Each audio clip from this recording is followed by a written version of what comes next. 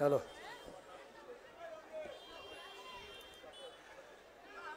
Comrade সভাপতি, এখানে উপস্থিত অন্যান্য কমরেডরা, মীনাক্ষী যা বলেছে আপনারা শুনেছেন। তারপরে আর কোনো বক্তৃতা হয় না। আর এমনিতেও আমার গলার অবস্থা তৃণমূলের সরকারের মতো আছে, কিন্তু চলছে না। আপনারা শুনেছেন এই যে বিরাট জমায়েত, এই অঞ্চলের মানুষ আমাকে যখন সাংবাদিকরা জিজ্ঞাসা করছেন যাদবপুরে কি হবে, আমি তাদেরকে হেসে বলছি যে দেখো, তোমরা তো সমীক্ষা করো, তা কাকে ফোন করে সমীক্ষা করো তো আমি আজ অব্দি বুঝিনি, কিন্তু তোমরা তো লাস্টে গিয়ে দেখাবে অমুক তমুক। বলছে না না, তুমি কি বুঝছো বলো তো। আমি ওদেরকে বলছি দেখো, যাদবপুরের চোখ মুখ যা বুঝতে পারছি, তোমাদের সমীক্ষায় কি দেখাবে জানি না ভাই, চাঁদে কি হবে, মঙ্গল গ্রহে কি হবে জানি না, কিন্তু যাদবপুরটা সিপিএম জিততে নেমেছে, আমরা জেতার মতো করে লড়তে নামব। আজকে আপনাদের এই জমায়েত আমাকে সেই প্রত্যয় আরেকবার দিল, আমরা যাদবপুর জিততে চলেছি।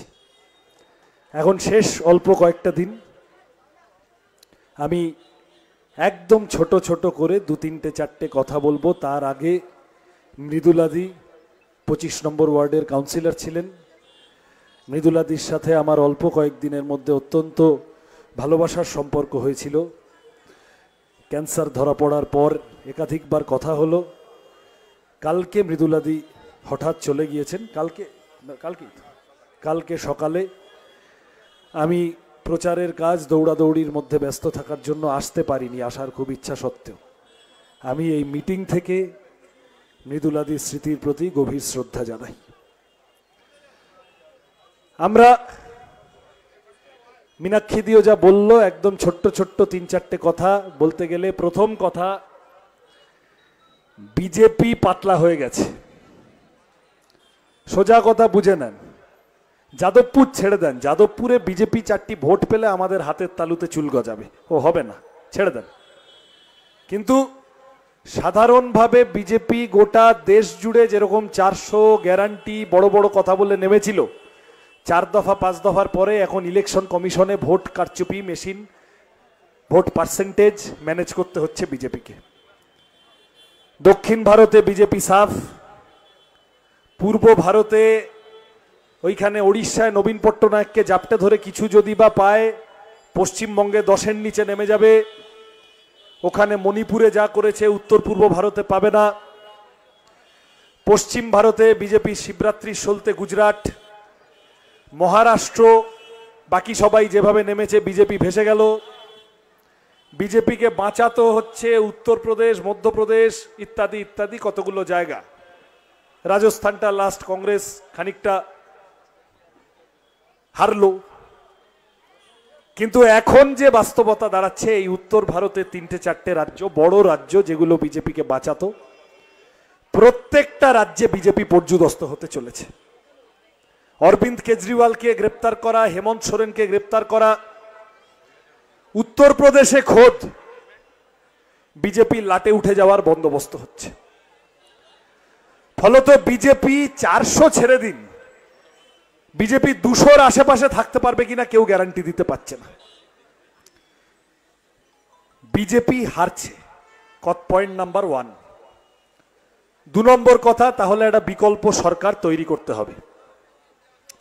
বিকল্প সরকার তৈরি করে লাভ নেই যদি বিকল্প সরকারের বিকল্প নীতি না থাকে। আমাকে অনেকে বলছে, তুমি বাপ সিপিএম এর হয়ে ভোটে দাঁড়িয়েছো, ঠিক আছে বুঝলাম, তুমি বাচ্চা ছেলে, ভালো ছেলে, কিন্তু তোমায় ভোট দেবো কেন?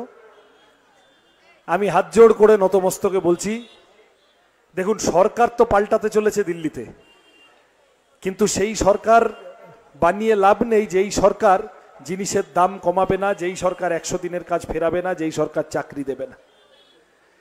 বিকল্প সরকারে বিকল্প নীতি প্রণয়ন করায় গুরুত্বপূর্ণ ভূমিকা পালন করবে বামপন্থীরা। আমাকে, আমাদের ভোট দিয়ে সমর্থন করে সংসদে পাঠানোটা জরুরি, কারণ আমরা রুজি রুটির প্রশ্নগুলোকে নতুন সরকার যে তৈরি হতে চলেছে সেই সরকারের কথার মধ্যে মধ্যে বুঝতে পারবো, আমরা রুজি রুটির প্রশ্নগুলো দিয়ে প্রভাবিত করতে পারবো। জিনিসের দাম আমি আর বাড়াচ্ছি না, মীনাক্ষীদি বলেছে ডিটেইলে। 100 দিনের কাজ সব ছেড়ে দিন, এই একটা বিষয়। অনেকে বলে না তৃণমূল বিজেপি এত চোখে দেখছে, বলছে কি বাবা তোমরা বলছো সেটিং ফিটিং, দেখছি রোজ গাল দিচ্ছে একে অন্যকে। আমি বললাম হ্যাঁ সে তো দেখছেন, স্টেজের উপরে দেখবেন যাত্রাপালা রাম আর রাবণ খুব ঝগড়া করছে, কিন্তু যাত্রাপালা আলো নিভে গেলে স্টেজের পিছনে গিয়ে দেখবেন একই বিড়ি রাম আর রাবণ কাউন্টারে খাচ্ছে। বিজেপি আর তৃণমূল হলো ওই রকম ঝগড়া। দিল্লিতে কংগ্রেস, এখানে বামফ্রন্ট, সুজন চক্রবর্তীরা এমপি। 100 দিনের কাজ বলে একটা প্রকল্প তৈরি হলো, কোটি কোটি লোক কাজ পেল। 20 বছর পর দিল্লিতে বড় ফুল, পশ্চিমবঙ্গে ছোট ফুল। জব কার্ডের টাকা চুরি করে এমন মারামারি কাটাকাটি করলো, 100 দিনের কাজ উঠে গেল। তাহলে রুজি রুটির কথায়, রুজি রুটির প্রশ্নে, গরিবের পেটে মধ্যবিত্তের পেটে লাথি মারার প্রশ্নে দুটো দল একসাথে কাজ করছে। সৃজনকে ভোট দেওয়া দরকার, সৃজনদের জেতানো দরকার, কারণ রুজি রুটির কথা নতুন সরকারের বোঝাপড়ার মধ্যে আনতে হবে, জিনিসের দাম কমাতে হবে, বেকারত্বের সমস্যা সমাধান করতে হবে, 100 দিনের কাজ ফেরাতে হবে। পার্লামেন্টে গিয়ে প্রথম দিন প্রথম বক্তৃতায় সোনারপুরের মানুষের কাছে আমি ওয়াদা করে যাচ্ছি, পার্লামেন্টে গিয়ে প্রথম দিন প্রথম বক্তৃতায় কাজের অধিকারকে মৌলিক অধিকার করার দাবি তুলব, যাতে করে একটা ছেলেমেয়েও আমাদের প্রজন্মের বেকার না বসে থাকে। যাদের কন্ট্রাকচুয়াল কাজ তাদের জীবনের নিশ্চয়তা, নিরাপত্তা, জব সিকিউরিটি যখন তখন ছাঁটাই যাতে না হয়, 14-15 ঘন্টা খাটিয়ে নিচ্ছে মাইনে দিচ্ছে না, এরকম যাতে না হয় তার বন্দোবস্ত করার চেষ্টা করব। অনেক কথা আছে। 2 নম্বর কথা এই, প্রথম কথা হলো বিজেপি হারবে, 2 নম্বর কথা হলো বিকল্প সরকারে লাল ঝান্ডা জরুরি ভূমিকা পালন করবে, তাই লাল ঝান্ডার শক্তি বাড়ানো দরকার, আমাদের ভোট দিন, পার্লামেন্টে পাঠান। আমার 3 নম্বর কথা, বিজেপি হারবের সাথে ধরেই কেউ কেউ ভেবেছিলেন সাম্প্রতিক অতীতে 2-3টে নির্বাচনে তৃণমূলকে হারাতে বিজেপিকে দিই তাহলে বিজেপি টাইট দেবে।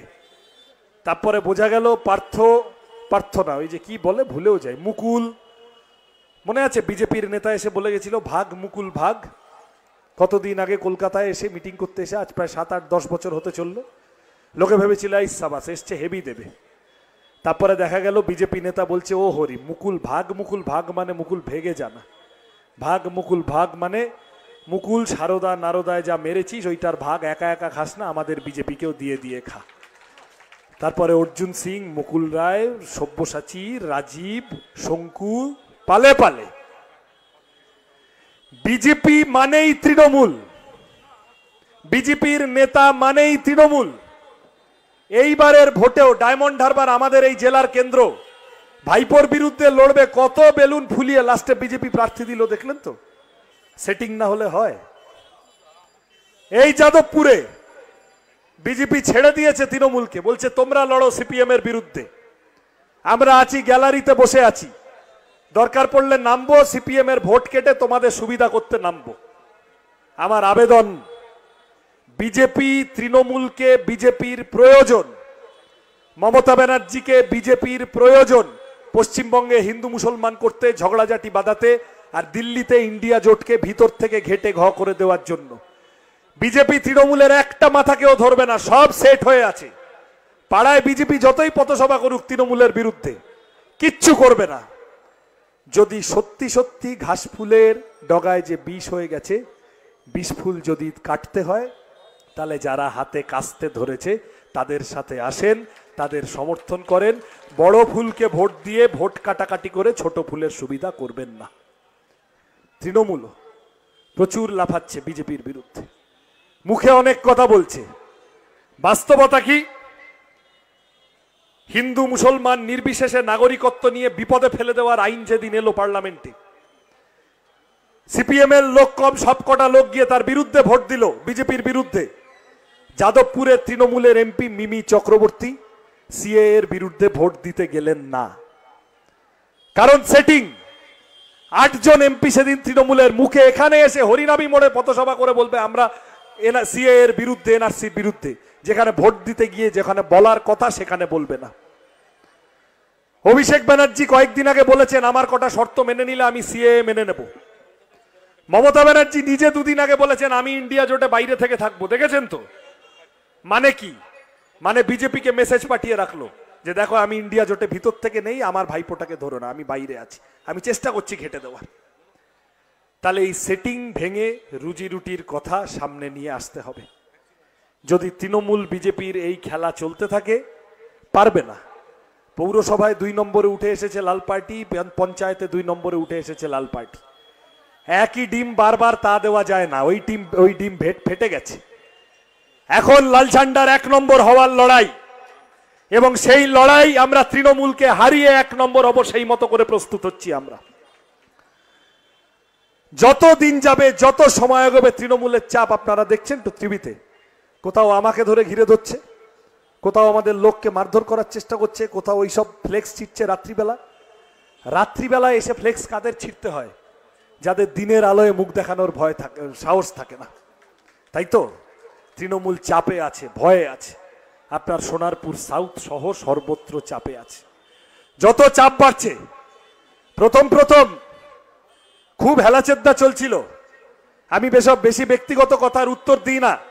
এখন শেষ কদিন বাকি, আমায় বাধ্য হয়ে বলতে হচ্ছে, তৃণমূলের প্রার্থী, তাকে কি জিজ্ঞাসা করেছে মিডিয়ার ছেলেমেয়েরা, তিনি বলেছেন লাল এখন বিরিয়ানির কাপড়ে বেশি দেখা যায়।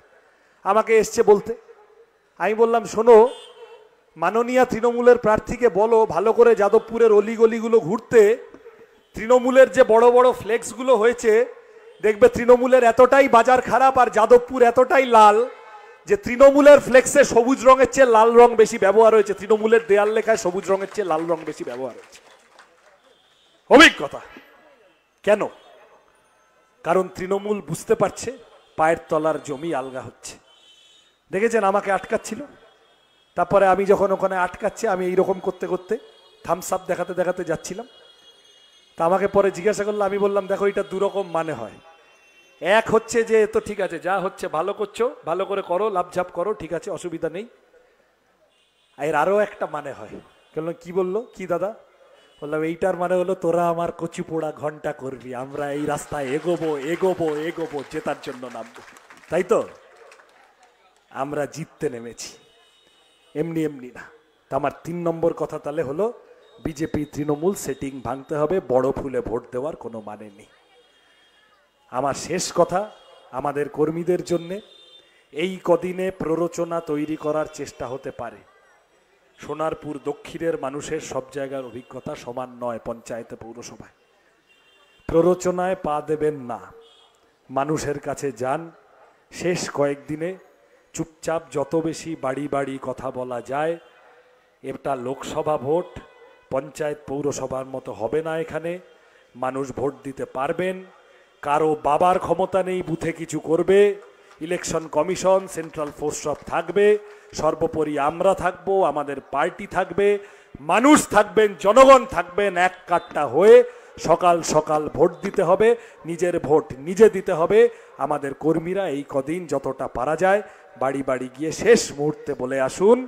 কি বলবেন? আমি স্লোগান দেব, আপনারা ঠিক ভুলে গেছিলাম, আমার তো আবার 4 নম্বর বোতাম পড়েছে।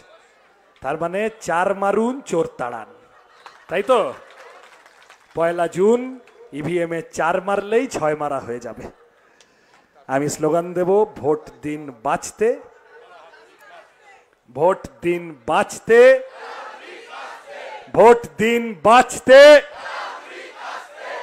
হবে তো? জিতবো তো? জিতবো তো?